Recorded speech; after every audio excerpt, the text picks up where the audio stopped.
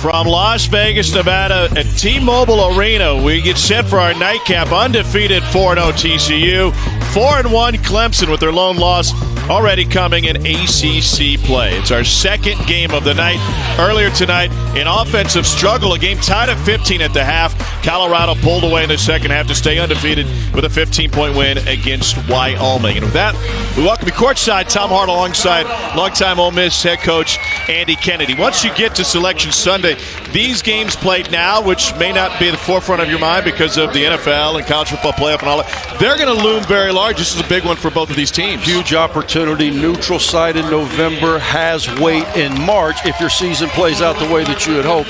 This is a great opportunity for both of these schools from power conferences. These are the games you have to get in order to start to build a resume. Influential not just for the teams, but also for their conferences. Let's show you how Colorado advanced to the title game. They've got a remarkable performance earlier tonight from Tyler Bay. He's their star. He didn't play like in the first half. Nobody did, but in the end, he influenced the game. Incredible second half push by Colorado, 23rd ranked in the country. Outscored Wyoming 41-26 in the second half. And that young man, Tyler Bay, 11 points, 19 rebounds, and 6 assists. Pretty incredible effort in the second half. It was a career high in rebounds for Bay. So from Bay to Bain, as we focus on this game stars. And TCU has one in Desmond Bain. This guy is a likely future pro. He's averaging 17 points a game. He can stroke it, and he's got size. He can score at all three levels, Tom. He can shoot the ball from three at 47%. He can finish in the paint, and he can make free throws. Even though he's only gotten there 5 times on the year, he's a guy that they're expecting a monster year out of. The Big 12 leading returning scorer from last year. On the other side, it's Tevin Mack, and this guy's got a lot of really cool equipment in his closet. He started at Texas, then transferred to Alabama, and now another Power 5 program playing for Brad Brownell and Clemson. He's a guy that could beat anybody any night. Hey, this guy is from South Carolina, so it's the return of the Mac. This guy has been incredible in his first 5 games as a Clemson Tiger, getting them 15-4, but shooting it at 43% from behind the arc. And so here we go, Big 12 versus the ACC. TCU coming off of a win Thursday against Cal Irvine, and Clemson coming off of a blowout against winless Alabama A&M, also Thursday night. No Clemson football this weekend. Dabo's team was off, so the Tiger faithful looking to the basketball squad to give them some entertainment.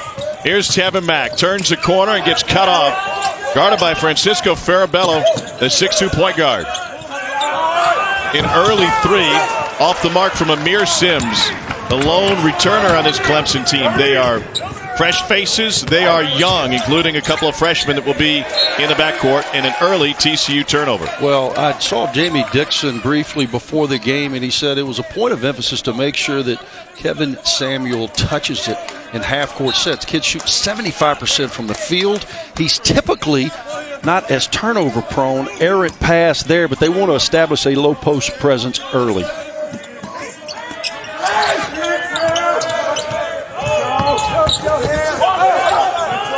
Good extra pass. And he knocks it down. He led Texas in scoring as a sophomore, 15 points a game, but only 15 games played after originally committing to Shaka Smart at VCU. And we've seen him many times, Tom, from our SEC background. He is capable of stringing together big games. Remember last year against Kentucky? Yep.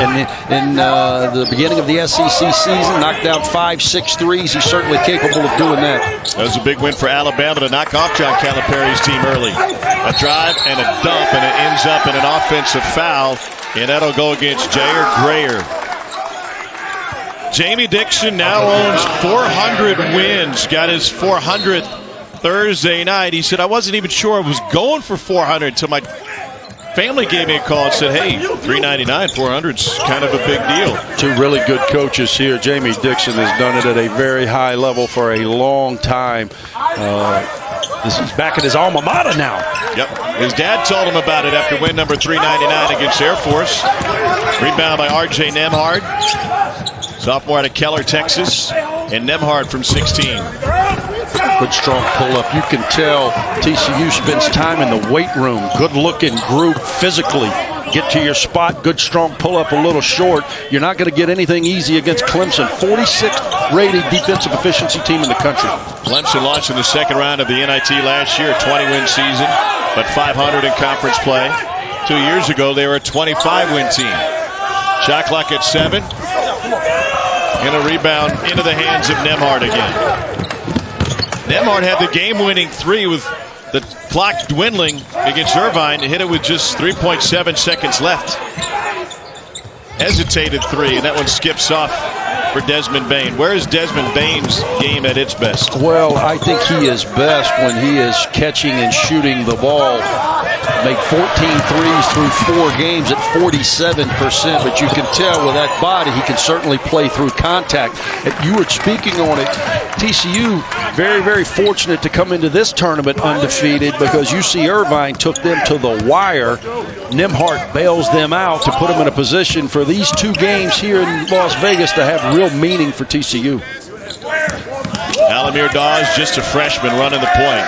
Clemson has had to sit through a couple of key injuries, including Clyde Trapp, who tore his ACL before their summer trip to Italy, where they wore the red, white, and blue. Farabello contested that one from Dawes.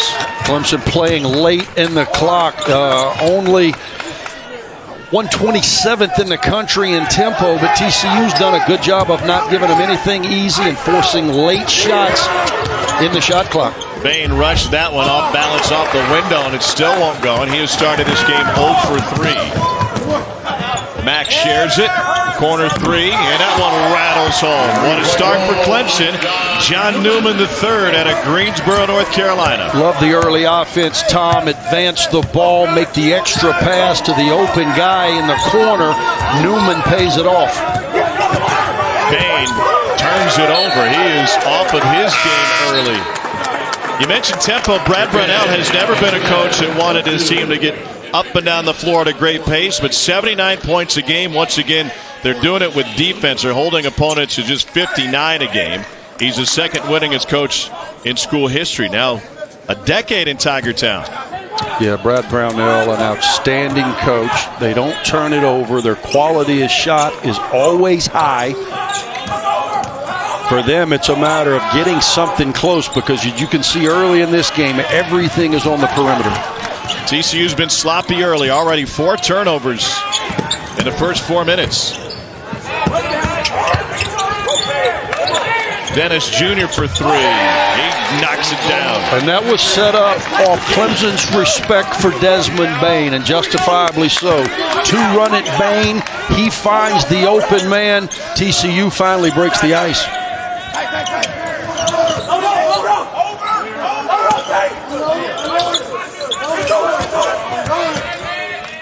Both of these teams really physical, Tom, defensively. You're going to have to play through contact in order to have success tonight, especially in the half court. That much contact? Well, I mean, this is not MMA contact, but you better put your big boy pants on here. Great extra pass, knocking down the corner 3.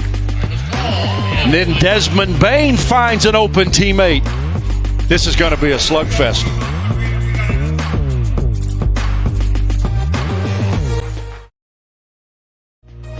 ESPN's exclusive presentation of college basketball is brought to you by Lowe's. Hurry in for Black Friday deals. Do it right for less. Start with Lowe's.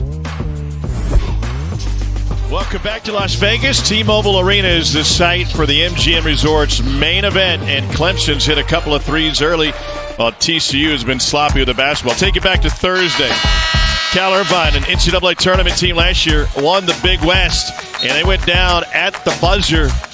22nd chance points in this game, and the game winner provided by R.J. Nembhard with 3.7 left. That was a challenge shot. A little early. That was a challenge shot. You said it. UC Irvine is an outstanding team. Went into TCU, took them right to the bitter end, but those are the kind of games you need to win in November. Stack wins. Get better. Yeah, stack it all up here in Vegas. They were out-rebounded that game 44-28. There's a TCU team that was out-rebounded by Division III Southwestern University in their season opener. That's problematic. John Newman III. Knocks a couple free throws down. Clemson's opened up an 8-3 lead. Clemson's a big physical team, as you can see their lineup, and they do a very good job on the glass. So huge key tonight for TCU to hold their own off the backboard. Here's Edric Dennis, senior from Dallas. He's been all over in his playing career.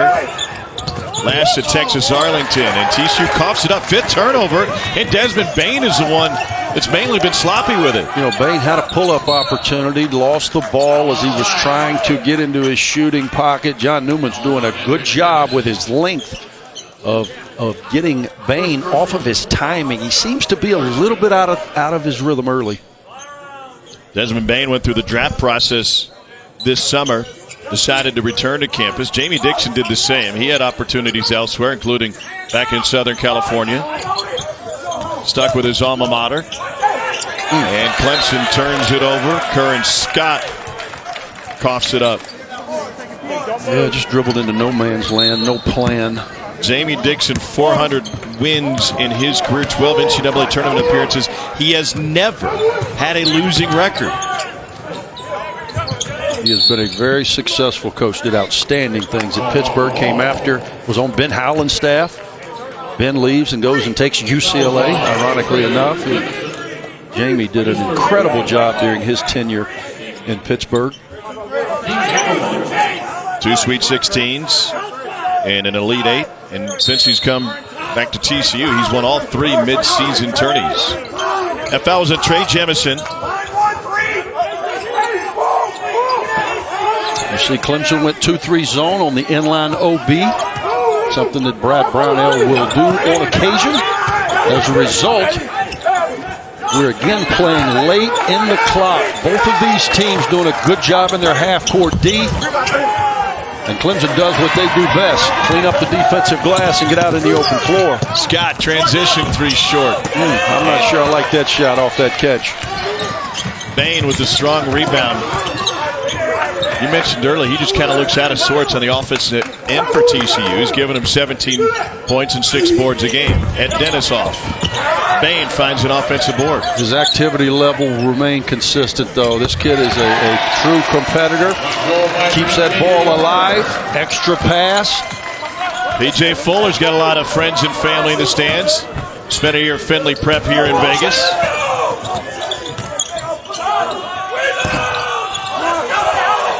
Good job of blockouts there. I'm watching. We got 5 blockouts, which leads you to secure your defensive glass. Again, if it feels like leather, shoot it. I'm not sure if you don't catch it cleanly, I would not shoot a 23-footer off the initial side of the floor. Well, what do I know? Bunch of subs in the game, including P.J. Fuller and Jaden Ledee for TCU.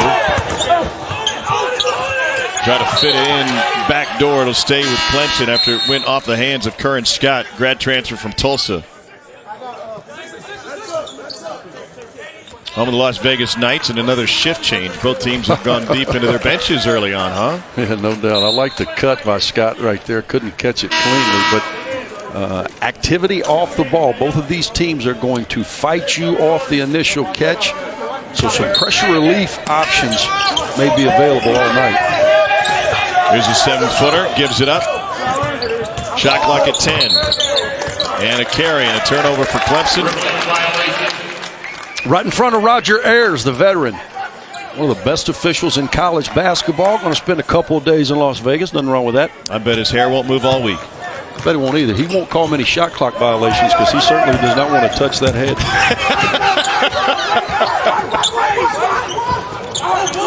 Nemhard looking. What is TCU's offensive identity? Well, you know, right now they have really struggled in the half court. They get Big Boy back in the game. I know they want to play through Big 21, Kevin Samuel, a guy that's shooting 75%. Now, granted, we're in a small sample size, but when you shoot 75% from the field, you want to play through him. He got in foul trouble. Yeah, last time out against Irvine. Yeah. Goes after 3 straight double-doubles to open the season. Fuller tracks it down. 4 on the shot clock.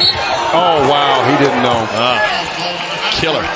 Chase Hunter commits his first freshman mistake out of Atlanta's Westlake High School.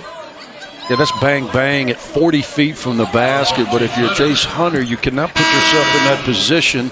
There was only 3 on the shot clock. You've done an outstanding job defending the inline OB. A mental mistake, and mental mistakes in November can haunt you. This is a huge game for both of these teams. And pardon our exuberance, but game 1 tonight was tied at 15 at the half. So we're seeing something we're unaccustomed to. That's the ball go through the hoop here early. That's right. Even at 8-6, we're excited, aren't we? Greer gives it up. His dad was a phenomenal scorer in his playing days at Iowa State. Fuller whips it and gets it intercepted. Tevin Mack will key the break again. Mack wants it back.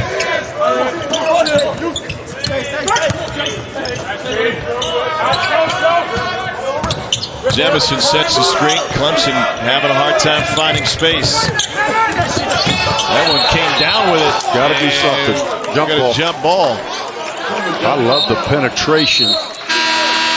As we talked about, Tom, nothing is going to be easy in the paint. Jamie Dixon owns 400 career wins.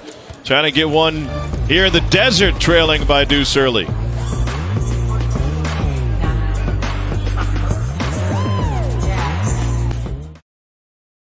It's semifinal number 2 of the MGM Resorts main event. Number 23, Colorado won game number 1, and here in game 2, Clemson leads TCU 8-6. The winners will match up at 11:30 Eastern Tuesday night on ESPN2. Tom Hart alongside Andy Kennedy and Jamie Dixon's squad off to a 4-0 start to get him to 400 wins in his career. 20 wins, 15 of his 16 seasons as a head coach. That is elite company. Highest percentage among Division I coaches. Since Mark Pugh took over Gonzaga, he's won 20 games at least every season, and Jamie Dixon next to him in percentage points. That's consistency, my friend. Wins consistently wherever he goes. He has done a good job in his time at TCU, and he likes this team. Like every team in pre-Thanksgiving, you're just trying to figure out who you are. And I think this week, the 2 games here are going to determine a lot about all of these teams in this field. His TCU team has held Clemson scoreless over the last 3:45. Here's Kevin Samuel at the free throw line. Sophomore from Bermuda, played his high school ball in Texas. He was homeschooled and developed into a 4-star recruit. They didn't work on free throw shooting at recess because now he's 4 for 15 on the year. No recess at homeschool. There's got to be recess at homeschool. You go ride your bike around the cul-de-sac. The last Horned Frog to have 3 straight double-doubles he opened the season was the great Kurt Thomas, who did it 94-95 before he spent, 18 years playing in the NBA? A lot. That was a lot. He was a tremendous player. Jersey retired there in Cowtown. Low entry pass. Good execution by Clemson. Ball changed sides of the floor 3 times. Good pass out of the post. We saw that in game 1. We see it again tonight in game 2. Clean look. Both teams struggling with open looks early. Tigers just 1 of their last 8. TCU only 2 of 9 to start this game. And a rebound into the hands of Amir Sims. Tom, most of the time early, every team's defense is going to be a little ahead of your offense. They're both playing with great effort. They understand the opportunity that this game presents. Power 5 opponent on a neutral site early is a chance to pick up a quality win. They just really seem out of rhythm offensively. Hadn't found their DNA just yet. But TCU has been so good as a team that shares the basketball. They assist on 68% of their made field goals. That hasn't been the case here tonight. And Samuel on cue on the feed from Bain. That's Desmond Bain again, although he has not scored. That is his 3rd assist on the night. Great physical drive, getting in the lane, drawing the help. Bain finds a loose ball. He'll lob, and it skips off the rim. Nembhard couldn't get it clean. That hurts. That was a chance to get a little momentum. If you're a TCU fan, mishandled the easy opportunity in the open floor. So Clemson just 1 of their last 9. Where do they want to go in the half court? Well, I think, again, I would go through Tevin Mack. Not a bad place. I think he's settled. If you're shooting contested jump shots from 18 feet, that's the indication that you should be driving. Tevin Mack does not want to become one-dimensional because he is certainly capable of more. Loose ball. It'll stay this direction with TCU. Tevin Mack's not afraid to take a bad shot, but on the other hand, this was a great look off the feed from Bain. Great drive. Go to the guy at 75% on the season. High percentage shot for Samuel. Point-blank range. All set up off Bain's penetration. 17th in the country. 18 assists a game. 2-3 again on the inline OB. That's going to be what Clemson is going to do tonight. They got the ball in the center of the floor to Bain. He was not very aggressive, so what do you end up having? Difficult shot at the end of the clock. Contested three.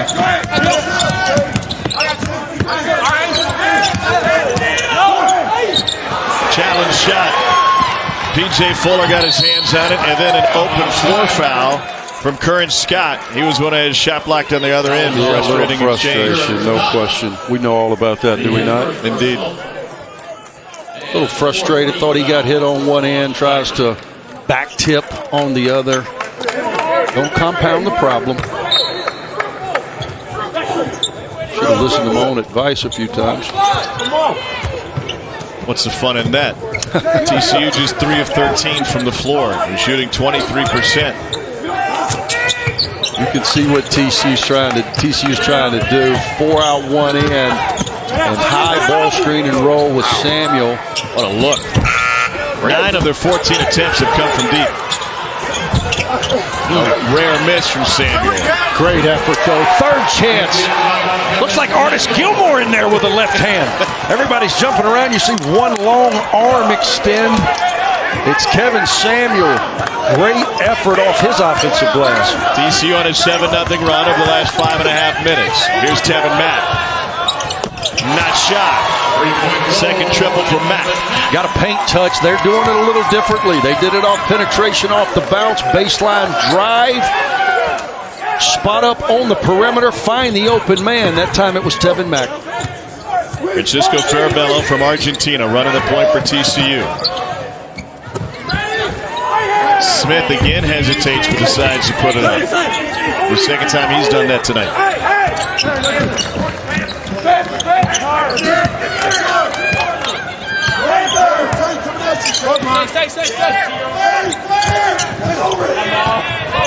Mack on the pull-up. I like that. How do you teach that guy what is a good shot and what's a bad shot? Well, I just don't think you want him to settle. He's got good length. He's good in bouncing once or twice to a pull-up. I would like to see him aggressive off 2 feet in the paint because I think he has the size to finish inside. He could be very similar to Desmond Bain in his ability to score at all 3 levels. Late in the clock again. I'm not sure he knows. Farabello tried to force it with 2 on the clock. Mack. Why not? When you're hot, what do? You keep rolling the dice, Tom. Yes. He hits a spot up 3. He gets to his spot off a pull-up. Now, he's in the city of high rollers. 3 for 3 with that transition 3.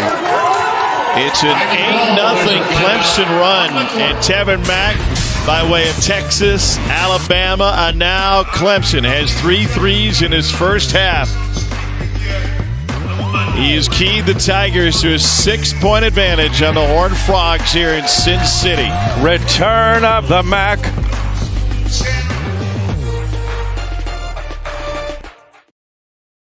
Jim Maui Invitational comes your way starting tomorrow afternoon on ESPN2. The Georgia Bulldogs and Dayton Flyers will get things started.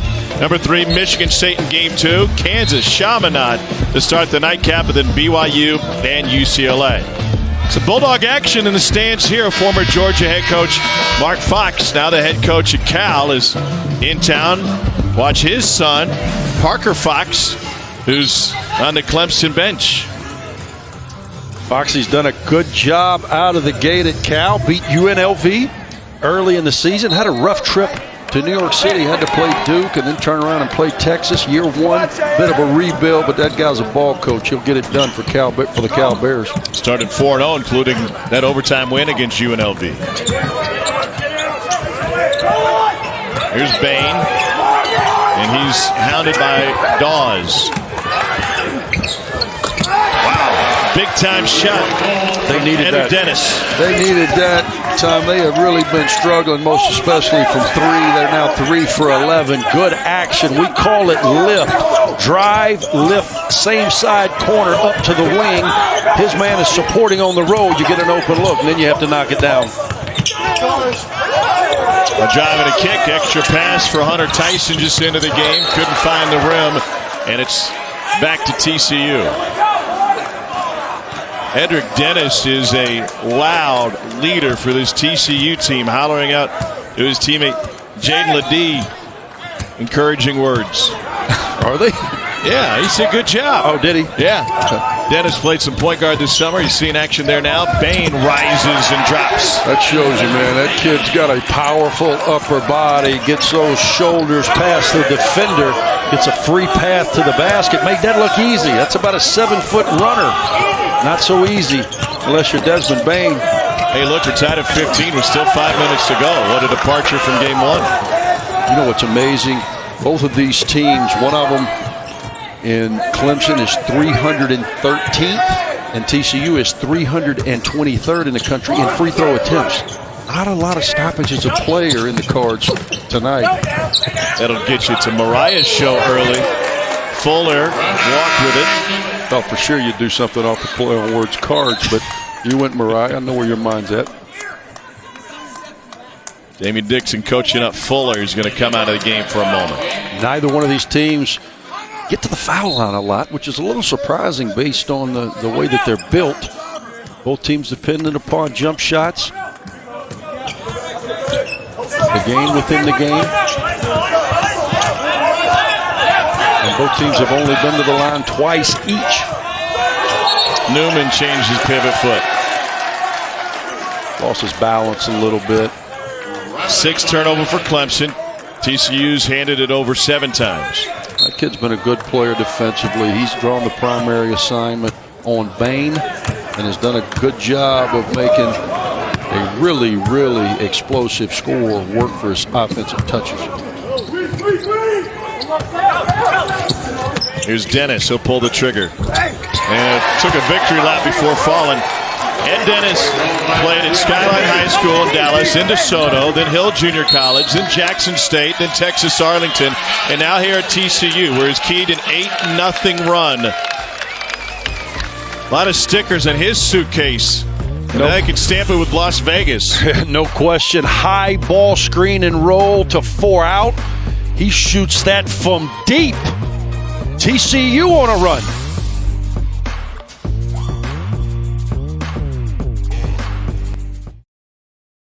Semifinal of the night from the MGM Resorts main event here at T-Mobile Arena, and TCU with an 18-15 lead on Clemson. Coming up at the half, it's the E-Trade halftime report with John Brickley and Seth Greenberg. They'll break down Villanova Baylor, Texas Tech, and Louisville. And the Louisville Cardinals look to be one of the best teams in the country here early on, AK. Hey, no question, Chris Mack. Another Mack. Is it a key? We got 2 of a kind here in Vegas. Chris Mack's outstanding. Legitimate Final Four contender. Got tested today. Did you see the score? Akron took them to a 2-possession game. He's got a tremendous team. The Cardinals will be very, very well represented in the ACC this year.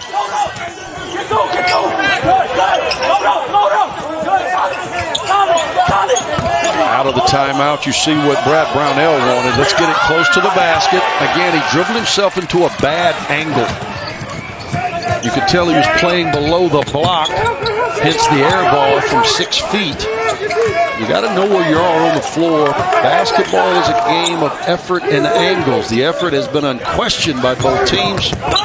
Angles could use a little work. I wasn't very good at geometry either. Still looking for your strength. Here's Dennis. Exactly. Two very different types of point guards, Dennis and Farabello. Oh, great move. Dennis olayed him, and he then turns around and rips down the board. Great spin move. Just didn't finish. Bain finds Ledee and lost it. Bain's done a great job of setting up his teammates. Clemson is really shrinking the floor and running extra defenders at Bain when he puts it on the deck. Alamir Dawes, a freshman from Newark, New Jersey. And we're tied at 18.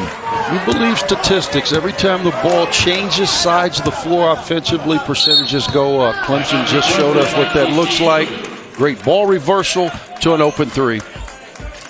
TCU 18, Clemson 18. Back to Vegas in half a minute.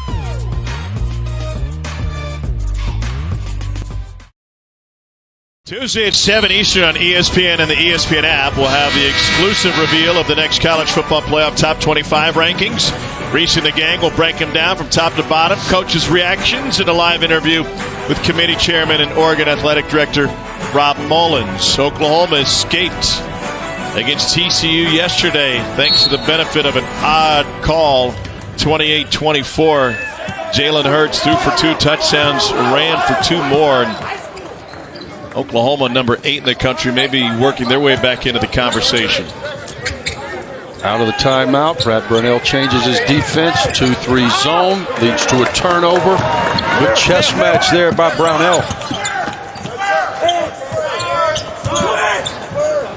Is Dennis loud enough for you? I told you to communicate. He is there. He is communicating.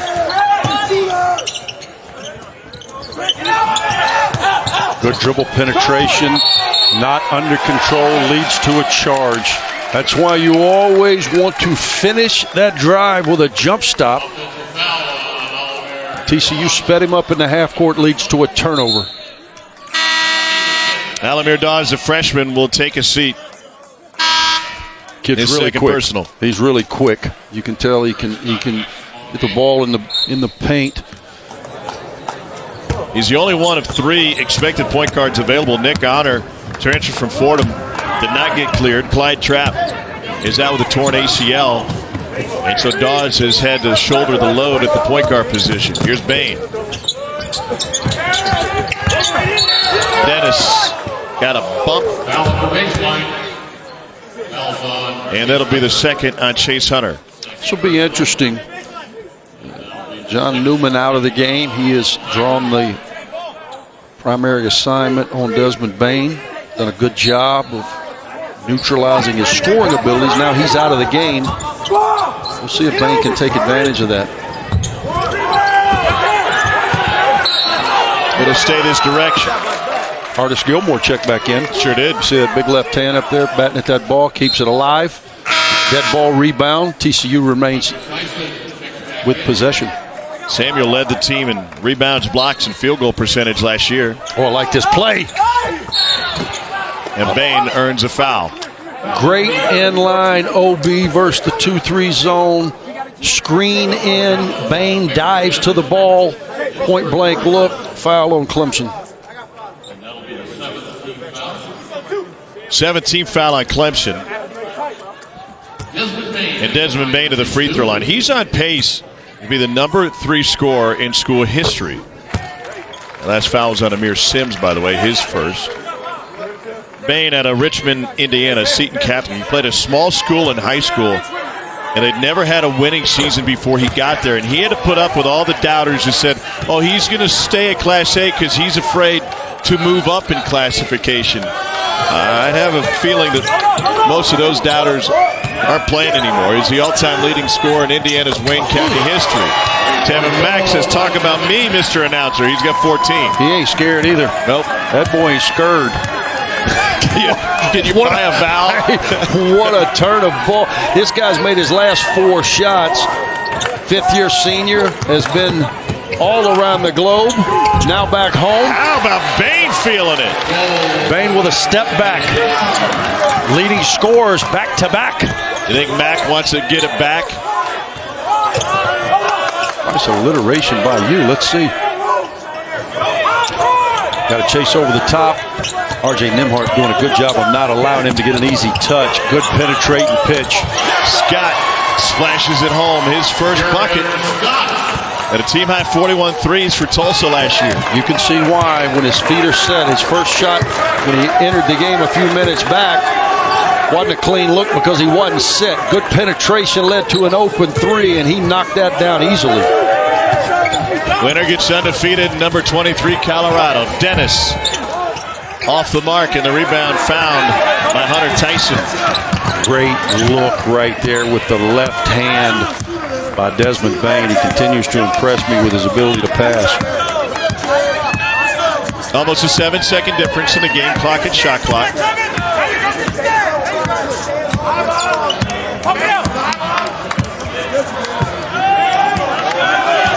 High ball screen, roll, 4 out. Wow, just take it right down the middle. TCU gets it back. Bain running the floor. Great catch, great finish. Off the top of the backboard. What an end. You got an opportunity to get a dunk on one end. Miss it. Hard pass, hard catch, hard finish. TCU up a bucket. What an angle by Desmond Bain, and it gives TCU the lead at the half. Horned Frogs up 25-23. We're getting the halftime report coming your way at the other end of this break. Halftime is semifinal number 2. John Brickley and Seth Greenberg waiting for you with E-Trade halftime report right after this.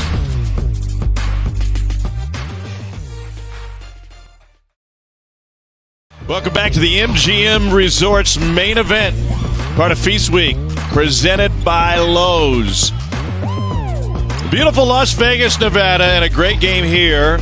Defensive-minded battle. TCU leads Clemson 25-23 as we get ready to start the second half. Tom Hart alongside Andy Kennedy. Welcome back to T-Mobile Arena. You know, a bit of a slow start, but great defensive effort for both sides. Great defensive effort finally settled in. Both of the marquee guys, Tevin Mack and Desmond Bain, stepped up for their team at the close of the half. Tevin Mack showed us what it looks like to catch and shoot. He bounced it into threes. That's a tough shot. He bounced it into 2-pointers, and then his teammates found him open on the perimeter. Very impressive first half for Tevin Mack at 5 for 7 from the floor. And I thought Clemson did a really good job of not giving Desmond Bain anything early. But what do great scorers do? They stay the course, take advantage of their opportunities. Good, strong finish by Desmond Bain. Just mirrors their extra bass in that soundtrack. Oh, there's some bass going on in that. We're going to the club tonight.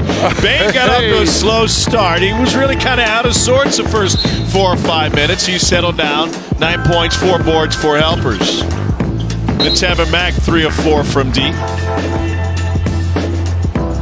Key for both sides to get ready to start the second half. Clemson 4-1. TCU 4-0. Huge first half stat that jumps out at me. TCU up 12-2 off bench production and 7-0 off second chance opportunities. Shows you that Clemson's done a really good job off the initial shot. Got to do a better job of cleaning up their defensive glass. Everybody comes to Vegas for a second opportunity. Clemson's lone loss came in their opener. It was a conference opener against Virginia Tech, the earliest opener in a long time in program history. Here's Bain now. Big dude with a crossover, and he coughs it up. Interesting that Jamie Dixon went with the Bain on Mack matchup. Put your best offensive player on their best offensive player. Turnover by Bain led to Newman in the open floor, which we haven't seen much of. Not a lot of open floor opportunities. Nemhard may not have seen Alamir Dawes hiding on the baseline. How about this open floor feed? Yeah, turnover. You can see 5 white shirts in the backcourt allow Newman a running start. Good start for Clemson to tie this thing up. John Newman out of Greensboro Day School, 3 straight North Carolina state championships, where he was a 4-star recruit. Here he is again. And Amir Sims checks down the rebound. Yeah, good effort by Amir Sims. He's a big, active body. High ball screener. Both teams look pretty similar offensively.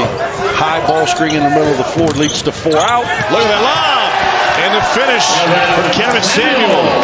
Great run by Samuel. Great look by Nembhard over the top.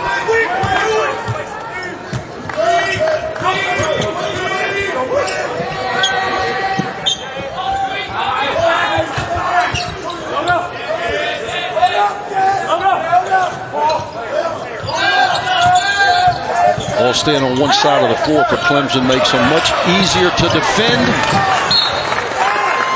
Dreher throws it away. Yeah, he was falling out of bounds, but typically you don't throw it to your 5-man. This is what your 5-man does. He typically is the recipient at the end, not the initiator on the beginning. Turnover TCU.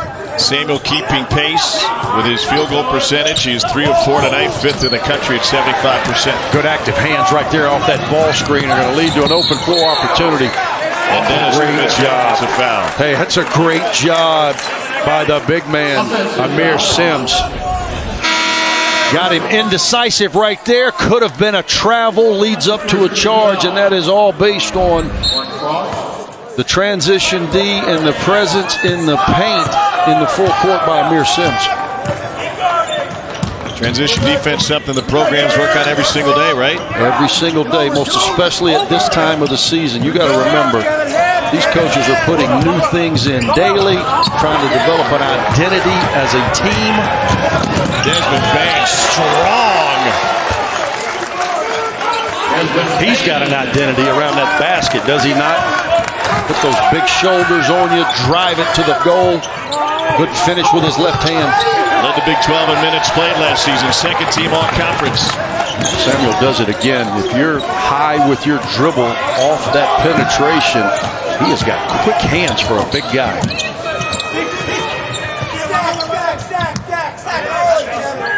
Jamie Dixon wants stack. Where are they going to go here?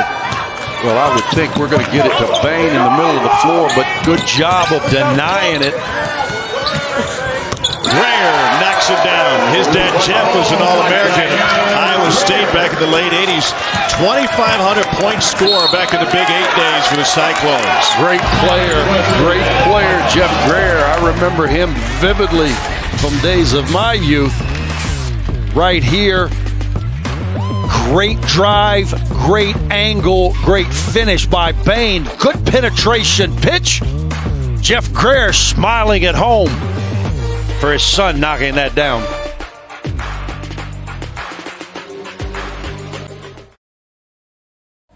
TCU enjoying its trip to the desert, a 32-25 lead over Clemson. We call this Hoop Scoop. I'm going to go my own direction with this, okay? You good with that? Okay, Jamie Dixon hasn't lost a midseason tournament since he's been at TCU. How about how good Vegas has been to other TCU coaches? Baseball coach Jim Schlossnagle came from UNLV. It's easy for you to say. Yeah, indeed. A regular in Omaha.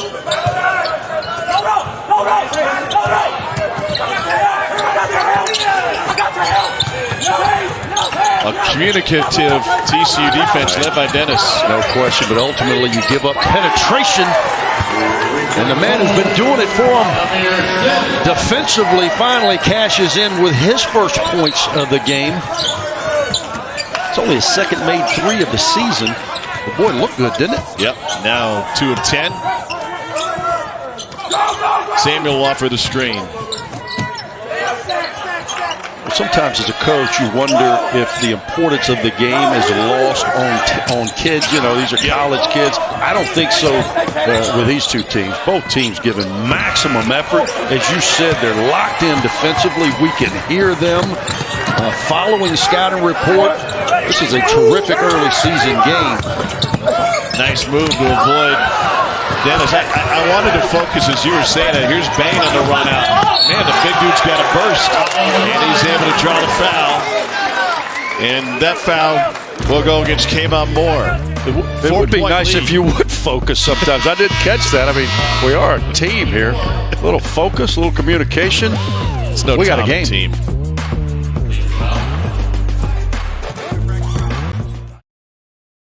Tom Hart, Andy Kennedy, our stellar ESPN crew. It's a 32-28 lead for TCU. Second half of the second semifinal. Now, Jim Maui Invitational comes your way tomorrow. Anthony Edwards, a talented freshman for Georgia, will lead Tom Crean's squad against Dayton. Cassius Winston and Michigan State draw Virginia Tech. They're 1-0 in the ACC after win against Clemson. Kansas Chaminade to start the nightcap. And BYU UCLA. The UCLA job was open. Jamie Dixon from Southern California. That was tempting, I'm sure, to an extent for him. Try to get back home. But decided the TCU, his alma mater, is where he wanted to stay. Went hand in hand with Desmond Bain's decision to stick around for another year. I think they talked. Make sure they were both on the same page, unlike you and I. Yeah. Because I think it's important. Who are you again? I think it's important for both of them, Desmond and Jamie, that they were both in sync on that decision. In and out. You're talking about the intensity of the Clemson, so both sides really, and you and I have seen Tevin Mack a lot when he was playing at Alabama, and before that he was at Texas. I don't remember him playing with this kind of motor before he got here. I don't disagree. I think there's a senior sense of urgency, a finality of your last season, and he comes into this tournament as their leading scorer, and he's played terrific tonight, and with those things come the leadership that I'm sure Brad Brownell is happy to see out of his senior. Back in his home state, played high school ball down in Columbia, and Bain has that one skip off. What a job crashing the boards by Jair Grayer. You know, you talked about rebounding as an issue for TCU. They're now +8 on the night, and that's their 5th offensive, keeping possessions alive. Edric Dennis Jr. 4th three-pointer. They've only made 7, but that guy, 4 for 8, shooting with confidence.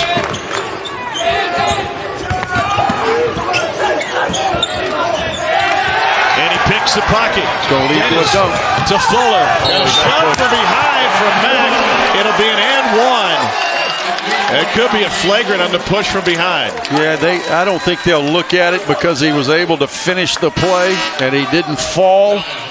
Definite push, great body control. Off the offensive rebound, steps right into it from 3 or 4 steps past the new FIBA line. Now great hands lead to an open floor opportunity. The little left-handed push. And one. TCU taking complete control of this semifinal matchup. P.J. Fuller, part of a 7-0 TCU run. Dennis has hit 4 from deep. Mack trying to get Clemson back in. Hard shot. And then a foul on the putback. We'll put Amir Sims at the free throw line. Amir Sims keeping balls alive as well. That kid has had great energy all night on both ends. Only made the 1 3. He's only 1 for 8 from the field. But he's keeping balls alive. This was a huge offensive rebound opportunity to try to stop the bleeding a bit. It's been a minute since Clemson has scored. TCU in complete control. Sims tries to stop that momentum. Kevin Samuel returns. Another free throw coming for Amir Sims. Only remaining player from the Sweet 16 team as a freshman a couple of years ago.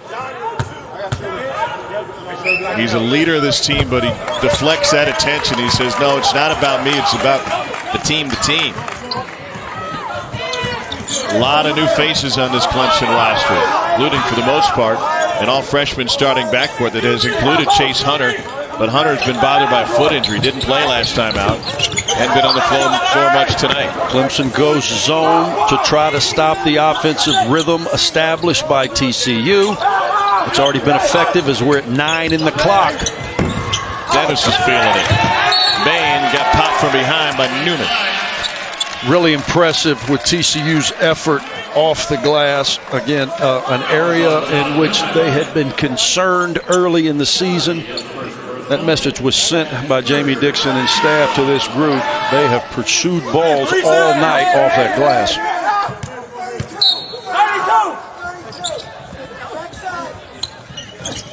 Here's Fuller. Inline Big guy's going to start the break. Inline OB right there. Clemson decides to go man-to-man. Leads to a stop. Amir Sims showing some ball handling ability in the open floor is going to earn a trip back to the stripe. Third on Alamir Dawes. Third team foul this half. Pardon me, on Edric Dennis, his third. And Amir Sims at the free throw line out of Blue Ridge School, Palmyra, Virginia.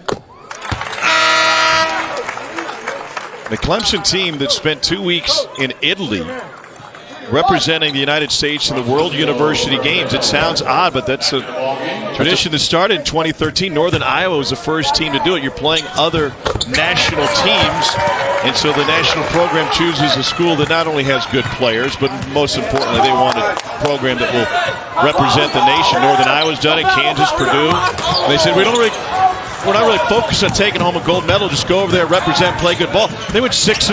Yeah, what a great experience on a lot of different levels, and I'm sure it was very, very valuable to Brad and his team.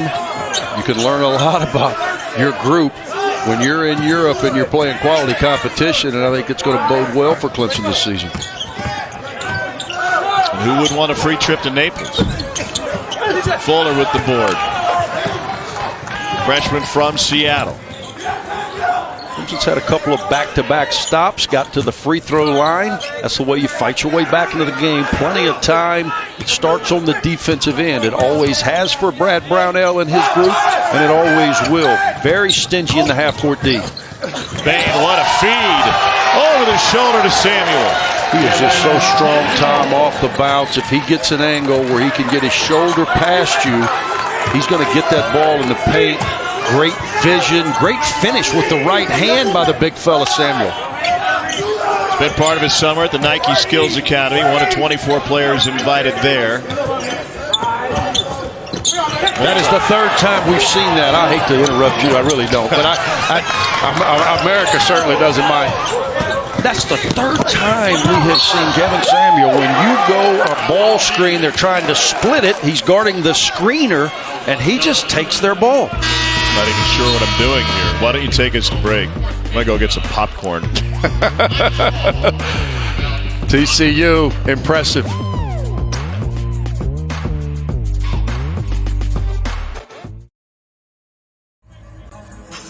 Tuesday at 7 Eastern on ESPN and the ESPN app, the exclusive reveal of the next college football playoff top 25 rankings. Reese and the gang will break them down top to bottom. Coaches' reactions will be involved, as well as a live interview with committee chairman Rob Mullen. So where does Clemson stand after the Tigers had the week off? Number 3 coming in, and as of now, they'd be matched up with Ohio State in one national semifinal. Dabo Swinney has the national championship. Brad Brownell has told his counterpart he's got something better. The gold medal for the World University Games is an incredibly rewarding experience. I teased Dabo Swinney that he's a 2-time national champ, but I'm a world champ, so I've got one up on that at least. He's got to go international for him to battle with us. Yeah, I'm sure Dabo having fun with that. I mean, we talked a little bit about the World University Games and the fact that they use individual institutions to go over there, but pretty cool that they got a chance to wear the red, white, and blue. Awesome experience, as you said, on a number of fronts. I think it's going to be beneficial to them on as this season evolves, and to have the opportunity to win a gold medal. Yeah, and I'm sure the food over there was better than the Greenville Olive Garden. No disrespect. Just a tad, possibly. Falls off for Smith. Deontay Smith out of Fort Walton Beach, Florida. Started game 1 of the season, suffered a hip flexor injury, and then missed the next 2. I don't know about those breadsticks, though. As far as I know, they're unlimited. Here's Alamir Dawes bringing it up. It's been a minute since Tevin Mack has seen the ball go in the basket. Clemson hasn't scored in 4.5 minutes. Yeah, and Tevin Mack has not scored since under 2 in the first half. He's only really got one look at the basket, and that was a hard three-point pull-up off the bounce late in the clock. TCU's done a good job of limiting his touches. Clemson has got to be more focused on getting him the ball where he can score. Denial inside, and Farabello finds it. Beautiful bounce to Bain. Samuel fouled, and he'll go to the line. Sometimes it's better to be lucky than good.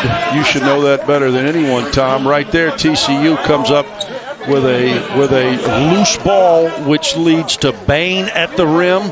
And then again, it's been a reoccurring theme all night. Kevin Samuel, outstanding off the offensive glass. You know, you still get paid when the dealer busts, so I'll take it. Hell, yeah, heck yeah. Heck yeah. I was really speaking your language, wasn't I? Yeah, you got me excited right there. Fouls on Mack. It's his second. Samuel has another free throw coming. Struggling. You just showed your true colors. Trey Jemison. You think that was the first time? Jemison enters. Chase Hunter back on the floor. Samuel now 4 for 17 on the season. This is an area that he's got to improve in his game and it looks good. The stroke looks good. He had more blocks, AK, last year than missed field goals. Wow. First ever in TCU program history. I kidded earlier with the Artis Gilmore comparison, but boy, he's got a lot of similarities to his game. That guy was a Hall of Famer.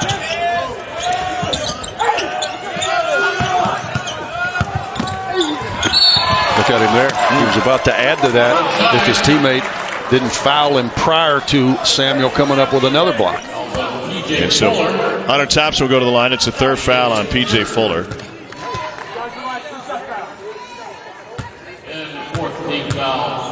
Tyson, sophomore from Monroe, North Carolina. Piedmont High School. He had 5 threes against Detroit Mercy. Nemhard enters. Detroit Mercy. Detroit had a big game from Brad Calipari, you were telling me. I heard 16 today as they upset UC Irvine. UC Irvine, who took TCU to the wire in their last outing. They're also playing in this tournament at an off-site facility. Brad Calipari was 16 in a huge win for Detroit Mercy. 9-point deficit for Clemson. Tigers haven't made a field goal in the last 5:40 plus. High ball screen dive. Good defense there, not allowing Bain to get downhill off the initial ball screening action. Now you're at 10 on the clock. They're going to try it again. Nemhard cut off. Bain's got to force it. Oh my goodness, right over the top of Hunter. That's what good players do. They make hard plays. Great defensive possession that time by Clemson.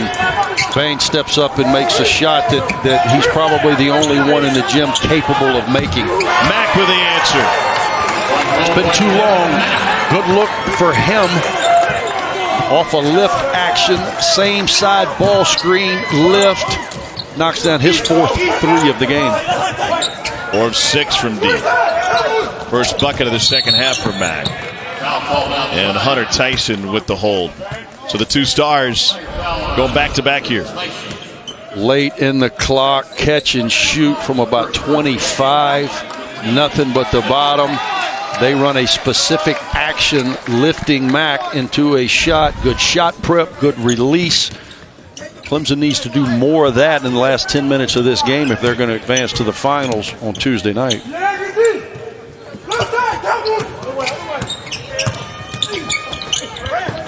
Francisco Farabello.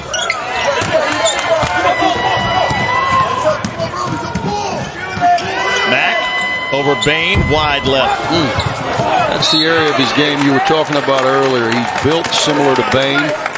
I'm not sure his handle's quite as tight. But I would like to see his game expand past catch and shoot, because those catch and shoot opportunities sometimes come and sometimes go. Bain struggled early from 3, drove it, made some plays for his teammates off the bounce, can get to the mid-range. I would like to see Tevin Mack put that in his game as well.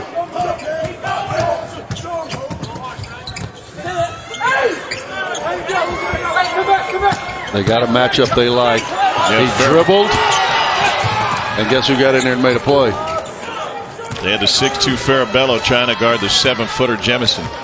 And he bounced it unnecessarily. Bain comes down to help his teammate. Turnover, Clemson. Their 14th of the night. Farabello into the lane. Hangs and hits. Farabello. Francisco Farabello has lived in 6 different countries. United States, Argentina, Australia, Brazil, Italy, Spain, maybe Austria. Maybe that's next. Maybe you're a fortune teller. We can make a couple bucks tonight on the strip. I'm really nervous that our mind was in the same spot, but he speaks English, Italian, and Spanish. Means he'd even be able to understand you.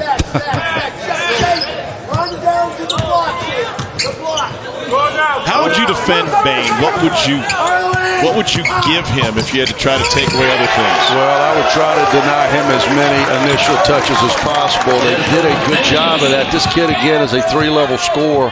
He's incredibly strong. There's a handful of NBA scouts sitting behind us, and they're not here for you and I. They're here to watch him because I think he's got a game that has an opportunity to get to that next level. Straight line drive, strength, finish. He's had quite a game. Desmond.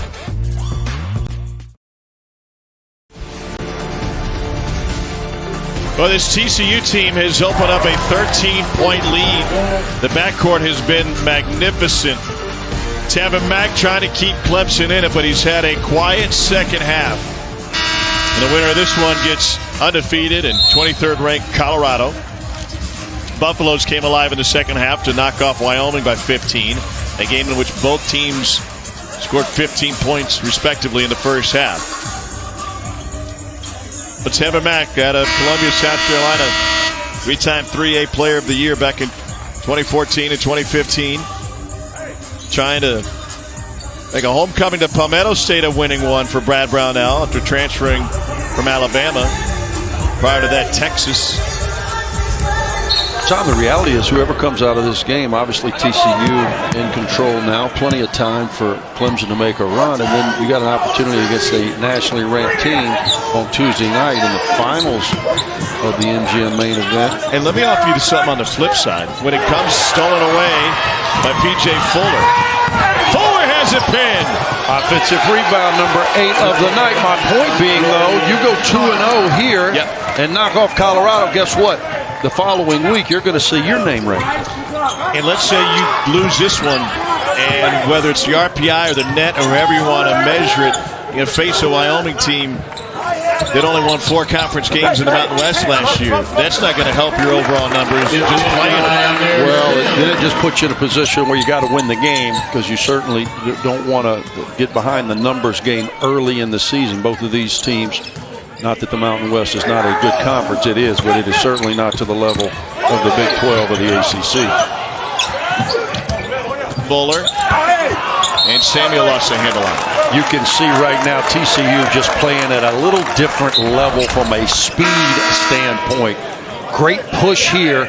There's our guy, man. He is everywhere. Amir Sims, but quicker to the ball.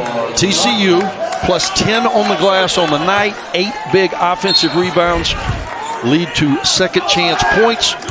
Where now TCU is up 13-2 on the night in a 13-point game. That's what I would call an important statistic. Great hands on the baseline, solo away by Deontay Smith.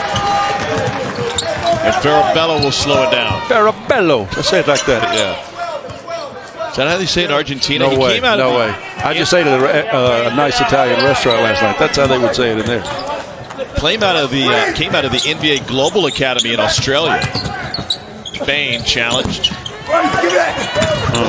It's 2 big, strong men right there battling inside. Sims and Samuel. Advantage Clemson. Open look. And Samuel is able to find it. Farabello will slow it down. Did you say slow it down? Did I? Did you? I think you did. I like it though. I like this kid. I like the point guard position for TCU. They can come out with 2 very different styles. Farabello and Dennis. Carmelo's a guy that has made shots throughout the course of the early season. Not so much tonight, but he's got a real steadiness to his game. Yeah, got a great handle. Hadn't been to the free throw line yet this season, which is odd, even though it's early on. Oh, we got some hand fighting inside, and Deontay Smith will be whistled for his first personal. There's a hand fight. I'm taking the guy on the orange. Smith will take a seat. Just a friendly game of rock, paper, scissors. Right there, got a little rap. Maybe he started laying on his leg, trips, falls.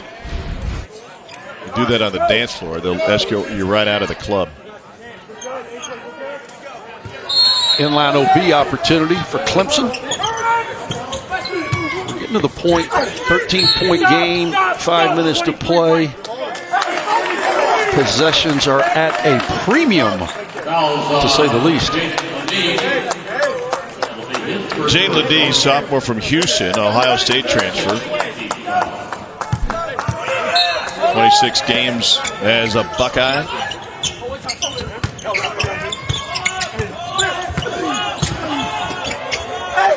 Great post defense. Great post defense. Everything through your chest. Two grown men there trying to back him down to create an angle. TCU was having none of that. Grayer Off the mark. Another good look by Bain. Really impressive with his ability to pass the ball. And then he jumps from behind on Newman and forces a jump ball. It'll be TCU basketball. That kid has been all over the court. He gives maximum effort. It was his ability to pass early as he was struggling offensively. He has been all over the floor defensively. Quick hands. Relentless. Desmond Bain.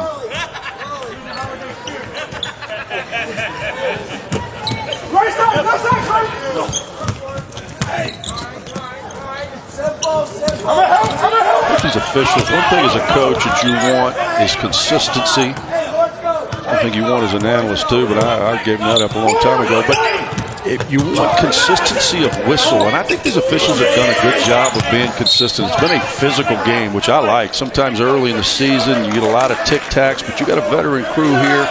A physical game, much like they're going to both see in their respective leagues. Every time you wear a headset and you say something nice about the officials, I feel like you're just laying the groundwork for future calls. Well, I don't know. I may catch an AD on a bad day one day. They may get rehired. I don't know. Maybe I'll run this tape. I'm not sure they're going to hear this. Sometimes I'm not sure it's doing me any good. I'm not sure. More of them are hearing this than the Wyoming game. Yeah, that's a fact. Hand fighting again inside and no whistle, and the ball pinballs around. It ends up with the big guy, and Trey Jemison will do a shot at Jemison at the free throw line. No question. Trey Jemison from Birmingham, Alabama, Hoover High School. Big, strong kid. Again, both of these teams are a work in progress. Who knows how the seasons are going to unfold. How's Hoover's basketball program? It's very known good. Nationally, of course, for their football program. It's very good. It's a very strong school district. They're good in most all sports. Tennessee head coach Jeremy Pruitt got the Volunteers to bowl eligibility with a win last night.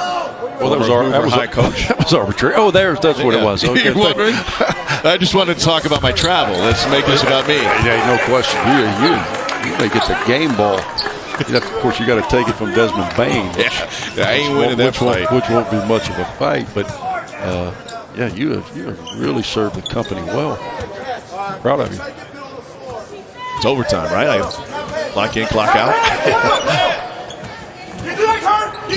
Possession here, 12-point game. We're going to get to the under 4 immediate, the next dead ball. Clemson's got to find a way to gain some possessions, and it's going to start with defensive stops. Good here. Don't bail them out. Shot clock violation as we go to the under 4. I know it's a shot clock violation, but what a play by Deontay Smith to tip that thing in off the window. And by the way, breaking news, Roger Ayers just touched his hair. It's a 12-point TCU lead at the under 4.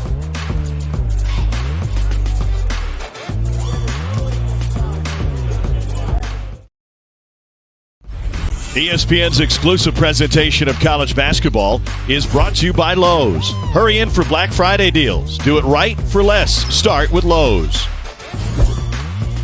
Tom Hart alongside Andy Kennedy. Semifinal number 2 of the MGM Resorts main event. TCU leading Clemson 52-40. Watch this touch by Deontay Smith, the freshman. The shot clock violation, obviously, so this didn't count as Dennis just kind of threw it up.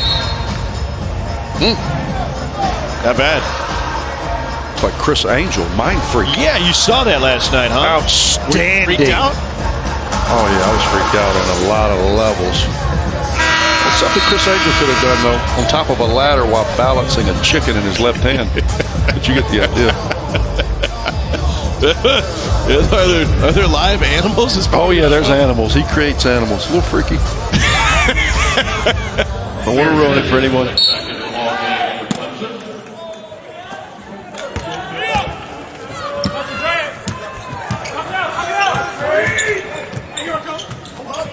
Must-score territory. They got it to their guy. Great play out of a timeout. Flare screen for Tevin Mack as he knocks down his 5th three-pointer. Keeps Clemson in this game. A chef's kiss afterwards. Every time you say flare screen, I want to yell woo like a Ric Flair. Can you do that? No, let's do that. Let's do that. We're going to work it out together this year. That's our new thing. Is that a threat? Woo! Here's Bain. Is that how you said it? Woo! Yeah, it's just something like that. Opportunity there for Clemson. Sims will start it. Here's Dawes.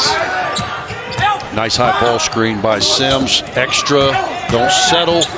Back Good to the penetrate. corner. Boy, that's a smart player. That's a smart player right there. Amir Sims has shown us a complete game. 10 rebounds. Struggled with his shooting. But that is a smart play setting up that open 3. Loose ball. Scott's got it. He'll pull. What an opportunity that was. Are you good with that shot? I like the shot. I like the shot. The degree of difficulty is a bit much. Obviously, hindsight's 20/20. He didn't make it, but I think it was a good shot based on the momentum of the game. Bain got penetration. Here's Dennis now. Shot clock at 10. I'd get it back in Bain's hands if possible. It'll be Deontay Smith. And Samuel tipped it. It'll go back to Clemson. 2 minutes, 10 seconds left in a 6-point game. This was all based on floor recognition by Amir Sims. He knew exactly what he was doing. Penetrate, pitch, Scott knocks it down.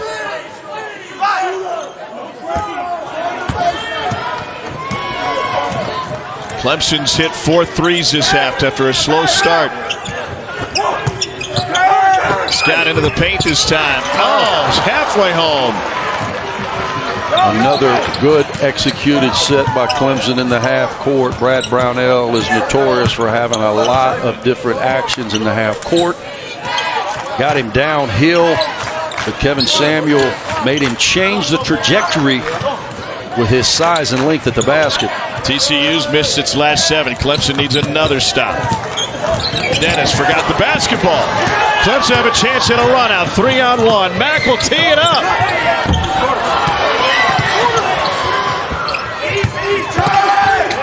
Scott into traffic. And we got a whistle to bail him out. It's Bain's first. What do you think of the Tevin Mack shot? You know, he's sitting here at 5 for 8 on the night from behind the stripe. I don't necessarily mind it. What I do mind, if I'm Jamie Dixon and his staff, I mind the fact that that last possession occurred without Desmond Bain touching the ball. I don't know why at the end of the clock he is not the one initiating off that high ball screen, because he has shown so effective throughout the course of the night. Curran Scott's got another free throw coming. He's just at 67% on the season. Was a great shooter at Tulsa. And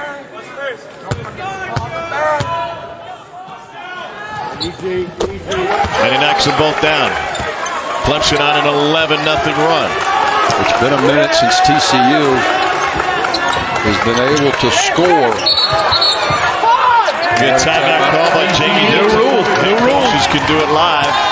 in the last 2 minutes. Now, I think that because that was not a live ball, it was coming off of a dead ball situation, i.e. a made free throw. Good point. I think you could have done that in the past, but Jamie Dixon obviously right on top of it, saw his team in a little bit of trouble. Big possession here if you're TCU, and I would be shocked if they didn't milk the clock and get that thing to Desmond Main in the middle of the floor. Bain was pulling the trigger on the baseline out of bounds. What do you lose by having him inbounding it instead of acting as a receiver? Well, you lose a guy who can get open, but you also have your best decision maker as the inbounder. That's why I'm sure Jamie has him there. He trusts him. He's a great passer, and he makes good decisions with the ball. And if he can get it in, it's typically easy to get it back to the inbounder. So I would be surprised if that's not what we saw versus this full court pressure. It's an 11-0 Clemson run to make it a 4-point game. And think about the missed threes that they had looks at, 3 of them in the last minute and a half. Now they're going to have Bain's got the baseline because it was a made free throw. Correct. He can still move. Took advantage of it. Oh, they throw over the top, and now you got a 2-on-1, and it's a travel. And Lede gives it back. 1:17 to go.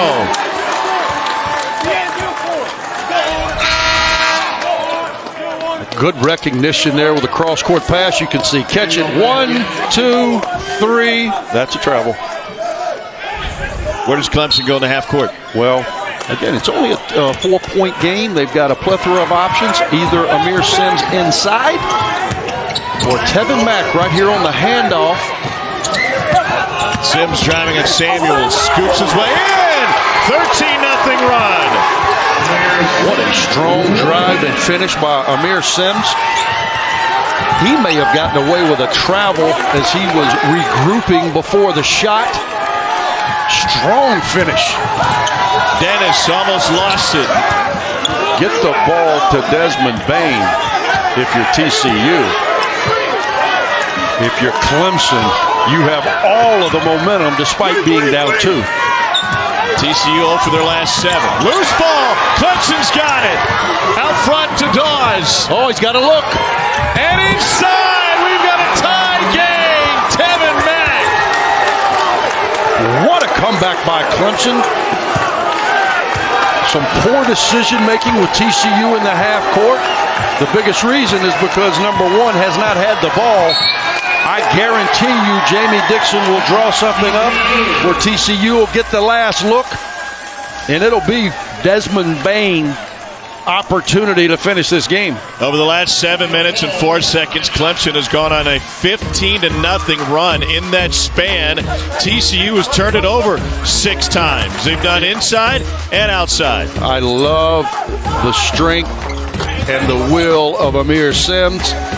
Driving it, pitching it, great basketball IQ, facilitating.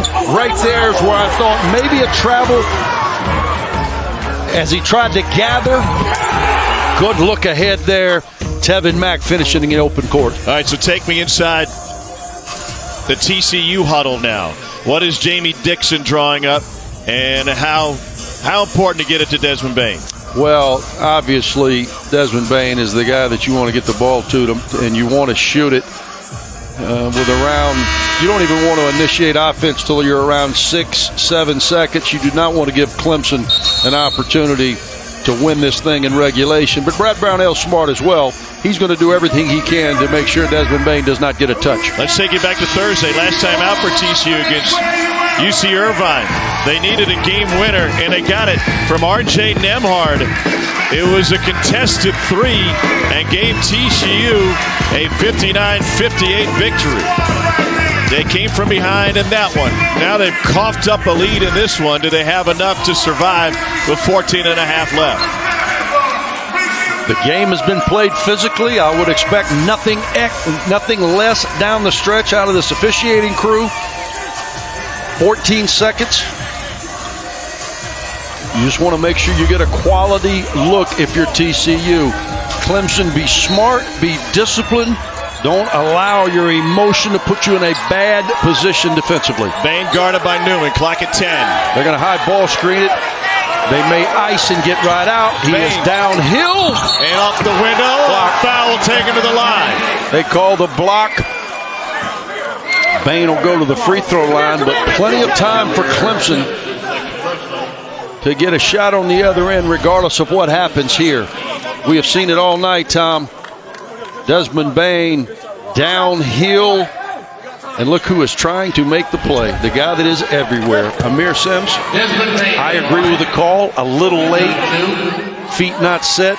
Bain goes to the free throw line. 8 of 9 on the season. Bain hadn't missed a free throw this year coming into this game. Now he's 3 for 5 tonight. And TCU putting no one in the lane. We saw that out of Wyoming in the first game. A little unusual under these circumstances, but it must be what they do. Oh, wow. In and out. Clemson with a timeout, 3.9 remaining. Tevin Mack will sprint back to the Clemson huddle. They've got energy, they've got momentum for sure with a 15-0 run. Incredible comeback by Clemson. Brad Brownell would certainly like to finish this in the last 3 seconds, 3.9 seconds to be exact. But he has got to be incredibly proud of the effort that his kids have fought back with down the stretch. All right, you got to cover 94 feet. How do you do it in 3.9? Well, I think 3.9 is plenty of time. You could throw it literally to your free throw line, and you could go 80 feet and get a quality look in 4 seconds. I would imagine that we're going to get some crossing action where you can create an angle by which the ball handler has some momentum from your backcourt to your front court, but 4 seconds is an eternity. It might be more, actually. Officials have headsets on. They're over at the monitor to see if I think it was 4.7 when the shot was missed, 0.8 of a second. Okay, we are in Vegas. I'm going to say 4.3. Where are you going? I didn't know there were clocks here.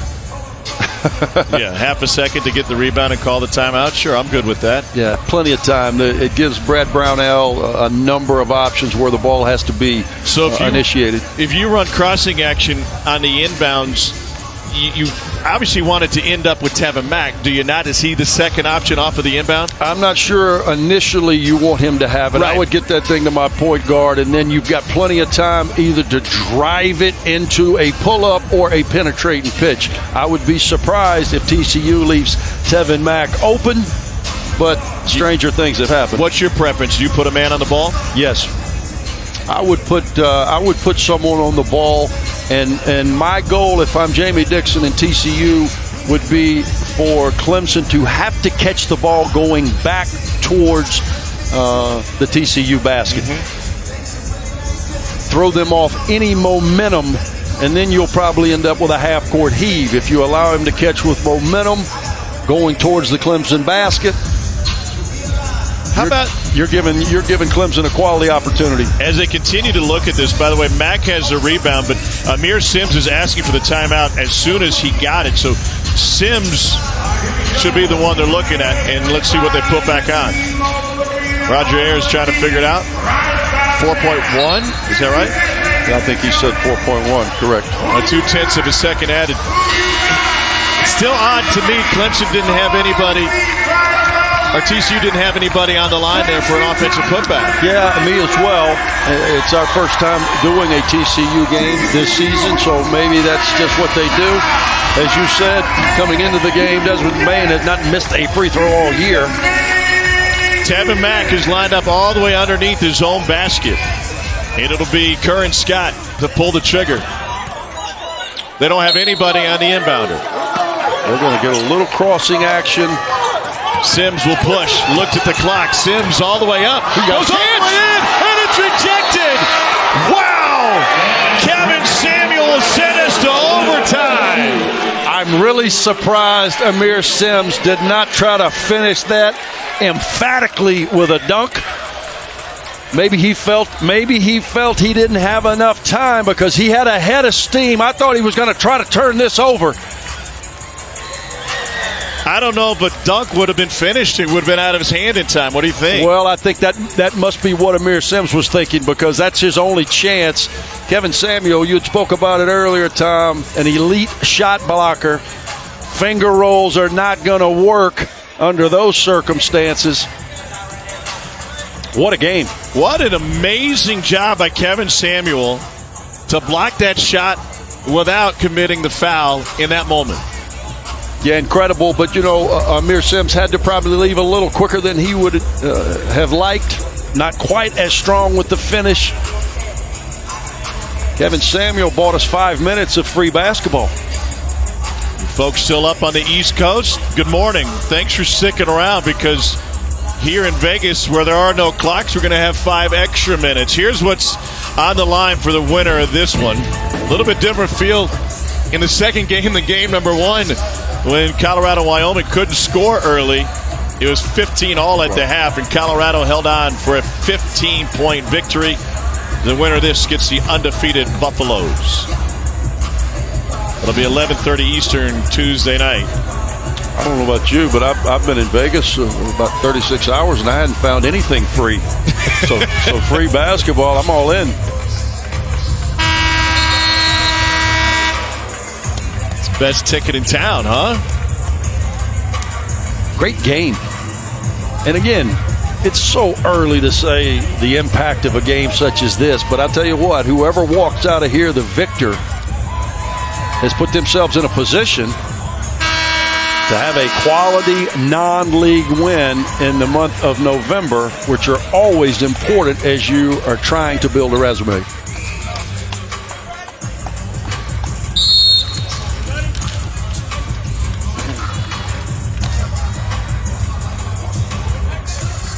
Amir Sims was confused. Hey, he asked Roger Ayers, which direction are we going here? And Kevin Samuel said, we're on the wrong side. We're going this way. You're going that way. And so we'll jump it up to start overtime.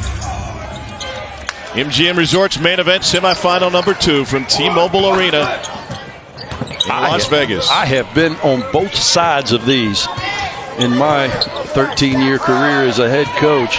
And I want to tell you, if you're Jamie Dixon and staff, it's very important for TCU to have some early success, because they're sitting here thinking, well, we should be back in the hotel right now. What just happened? And Clemson has all of the momentum. Alamir Dawes commits the foul. His third. It was a 15-0 run to close regulation for Clemson to tie it. Impressive for Brad Brownell and the Clemson Tigers. You obviously want to win. I'm not sure I've seen in the net standings much points giving to moral victories. However, despite whatever happens, this is something that you can build on if you're a Clemson Tiger. Through all of his stops, Edric Dennis Jr., 71% free throw shooter. He's got 13, and TCU back in front.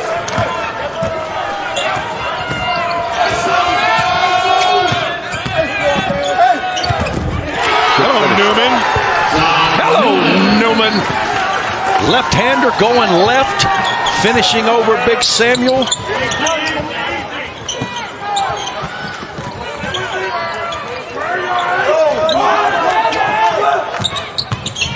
Dennis got a step. Teardrop goes. That's tough for a right-hander going across his body to have composure to put it up softly off the rim. Wow, nobody picks up Dawes, and he's able to go around Samuel. First bucket since the first half. Clemson looks like a completely different team, do they not? Fine-tuned offensive machine in the last 3 minutes. Must be that pure oxygen pumped into the building. With the left. Nope. Samuel finds, gathers, and it rolls home. He's been there all night. 8th rebound, 11th point. The big guy, such a presence on both ends of the floor.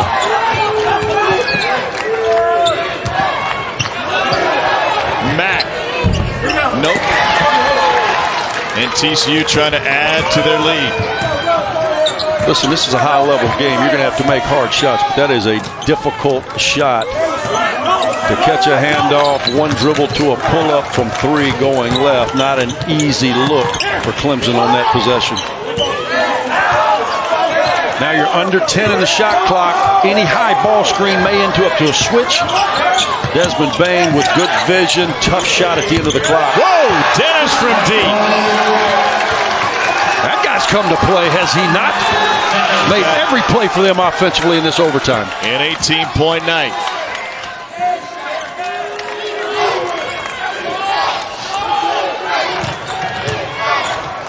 Sims slices through and he draws a foul on Nembhard. Good foul by Nembhard. Don't give up a layup in this situation. Desmond Bain, good vision, low pass. That is a hard catch from distance. If he's calling his dentist, maybe he's a checkup, showing us those pearly whites. He deserves to smile the way he has played tonight.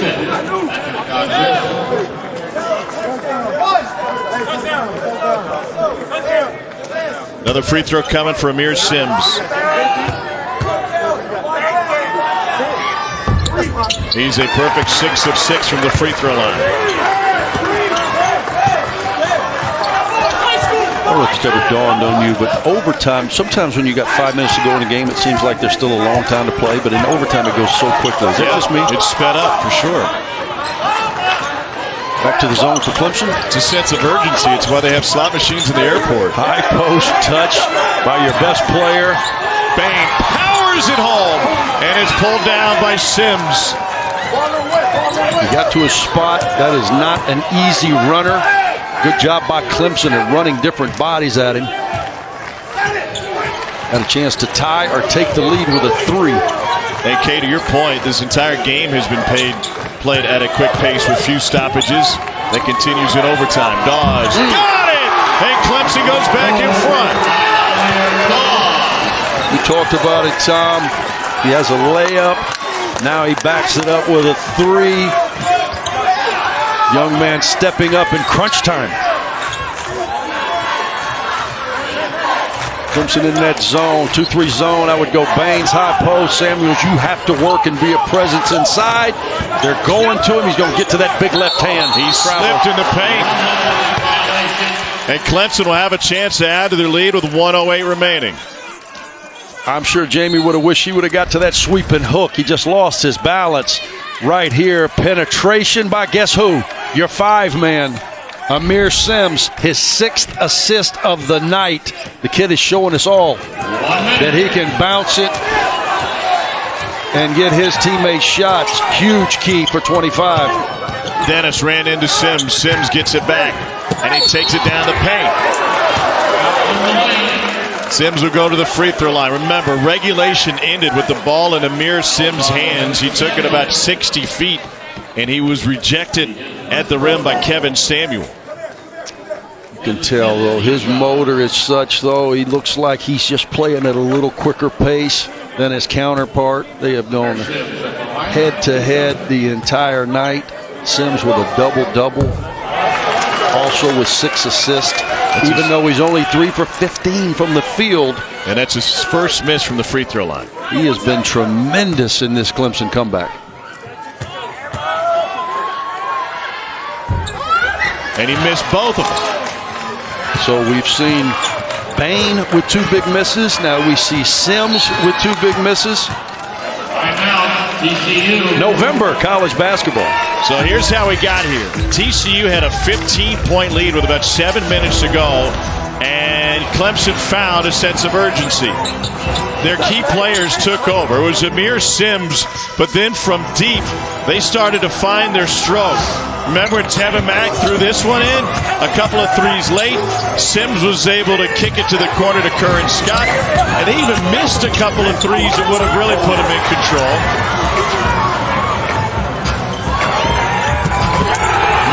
Again, and Clemson with a chance for the win. Kevin Samuel comes over from the weak side, says, let's go to overtime. That was the only thing that went right for TCU in the last 7 minutes of regulation. So here we are with 40 ticks left in overtime number 1, and Clemson leading 61-60. They can hardly stand to watch. How many? Either that or she's mad that she missed the beginning of Celine. How many programs in the country with 4 seconds to play for opportunity to drive full length of the court, do you go to your 5-man? And let him take it? Yeah. I mean, that was the design play. That wasn't like an accident. A lot of confidence shown in Amir Sims, and I can see why. Kid makes great decisions with the ball. He's got a tight handle. He's explosive. Difficult matchup. Clemson's won 4 in a row after dropping their opener to Virginia Tech on November 5th, the earliest start in school history, and the first time since 1966 they'd open with a conference opponent. 4 straight wins since then, and a chance for what would be the best win of the season if they can hand TCU the Horned Frogs' first loss.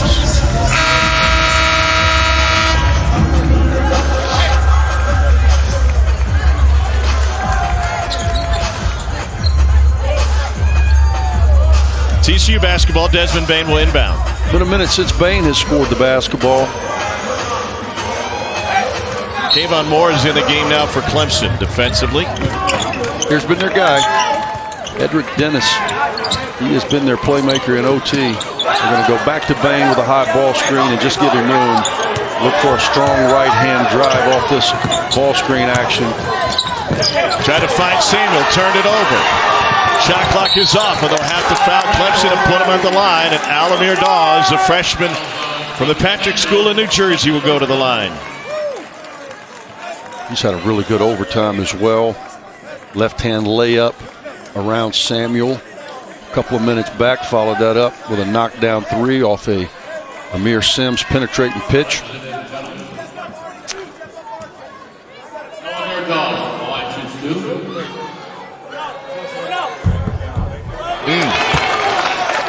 Big miss.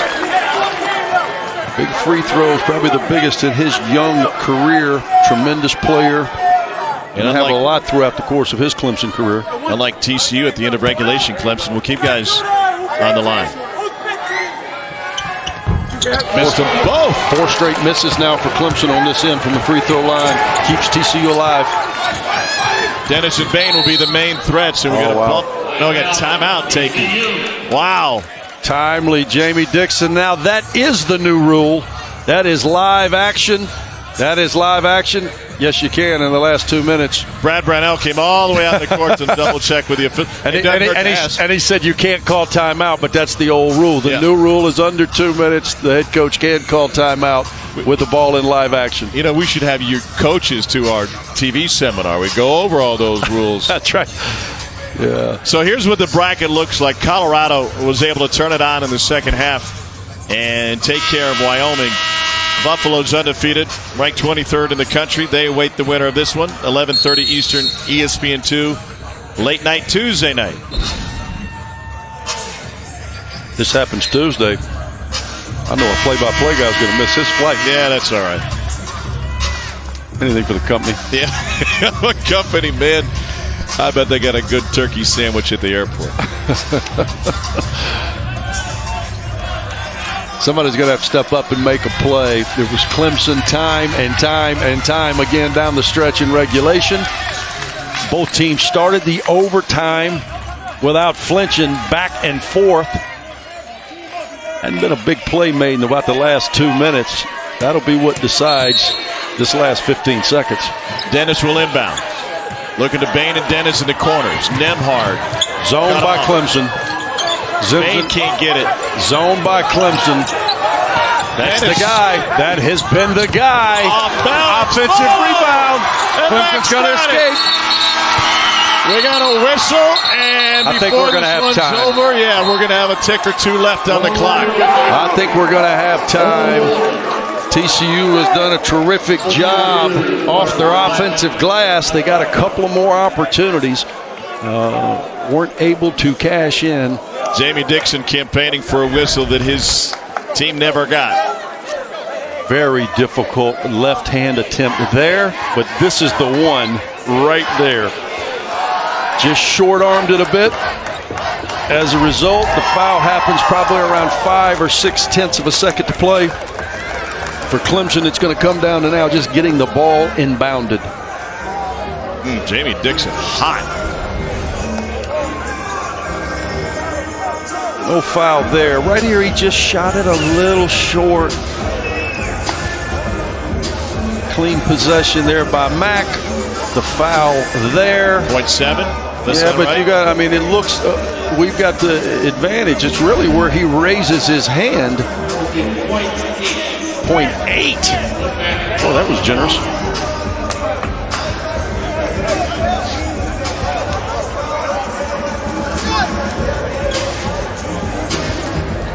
I don't know what I'm saying. It's a foul. So Mack at the free throw line, 0.8 of a second left. I was thinking about inbounding the ball. I've lost my mind. I need some oxygen intake. Tevin Mack just goes to the free throw line, can ice this thing. Still would only be a one-possession game. 0.8 of a second left for TCU.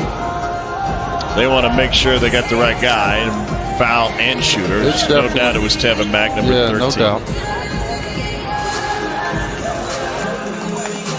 And I think it was five White, Grayer, excuse me. It'll be Grayer's second. You got the right guy there. Tevin Mack, monster night, shooting the ball. Okay, so now in this scenario, why would Clemson have guys on the line? Well, you risk committing a foul if you go for an offensive rebound. The only chance TCU really has. But a point of interest in both games tonight. Wow. Crept that one in. You know, Clemson had missed their previous 4. First point in overtime for Tevin Mack. So right now, it's right in front of your bench. Brad is telling his bigs, do not go in. Oh, wow. Missed it on purpose. What a comeback. Clemson scores the final 15 of regulation. And then Brad Brownell's team holds on in overtime to hand TCU its first loss. TCU and Wyoming will meet in game 1 Tuesday, and we'll get a good one with Clemson and Colorado. What a comeback, Tom. What a comeback. Gutsy effort from the Clemson Tigers. This is one that not only you get a victory against a quality opponent, but this is one that you can really grow from. So Tevin Mack makes the first and short arms the second on purpose. And that ties TCU up, and Bain couldn't get enough behind it. What a run by Clemson. They were done. And they come on a 15-0 run. They'll take on undefeated Colorado Tuesday night at 11:30 Eastern on ESPN2. Fun trip to the desert. They're playing with house money now. No question. Great win by Clemson. Great opportunity against the nationally ranked opponent on Tuesday night. So that's going to finish it up for us tonight. 2 games in the books, and Clemson and Colorado will meet for the championship. What an end to regulation and a fun overtime for Andy Kennedy and our fantastic crew. I'm Tom Hart. So long from Vegas, where Clemson outlasts TCU 62-60. Now back to the studio.